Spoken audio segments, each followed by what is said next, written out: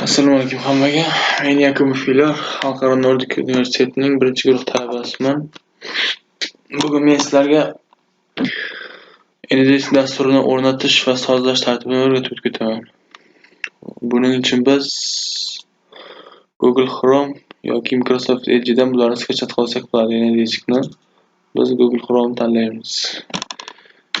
NDS'ga bossak, Enterga bosamiz. NDS'ga yozganimizdan keyin bizga mana birinchida turgan programming обращение degan so'zga kirib olamiz. Kirganimizdan keyin bizga aytayapti Windows, MacOS, Android, iOS, Apple TV va boshqalardan shu programmalardan skachat qilsak bo'ladi. Biz Windowsni tanlaymizda skachat tugmasini bosamiz. Bosganimizdan keyin mayda skachat tugmasi chiqadi. Skachat bo'ldi. Endi ishga kira olamiz. Buni рабочий stolga chiqaramiz. Chiqarganimizdan keyin bizga рабочий stolda paydo bo'ladi. Unga bosib kirib olamiz. Kirganimizdan keyin bizga mana men tayyor qilib qo'yganman o'zim uchun. Sizlar ham asosan bitta kirmasangiz bo'ladi. Bu bizga berilgan parol bo'ladi. Notebookni notebookka, kompyuterni kompyuterga qo'ysangiz bo'ladi. Kompyuterni ham notebookga qo'ysangiz bo'ladi. Telefonni kompyuterga ham bo'lsa bo'laveradi.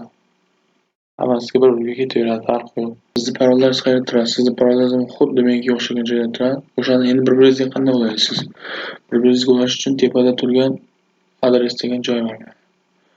O'shanga bosasiz, siz xuddi o'shanday qilib parol bo'ladi bunda ham. 142 12 45 nechtalikdir parol bo'ladi, kod bo'ladi. O'shani yozib ketaverasiz.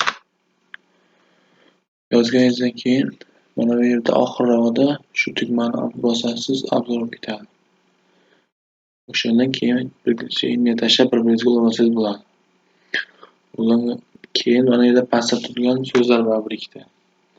Izbrani degani tanlanganlar. Sizda 2 3 ta 4 tagacha odam bo'lgan bo'lsa, tanlab chat qilsangiz bo'ladi o'shalarni. Bu yerdagilar faol seanslar. Onlayn odamlar.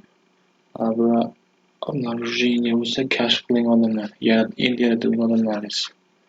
Приглашение bo'lsa taklif qilsa bo'ladi odamlarni chatga. Chatni mayda chat qilsangiz ham bo'ladi. Ekran zapislari ham обязательно hisoblanadi bu yerda. Endi desak 9. Mana bularga jo'natsangiz ham bo'ladi.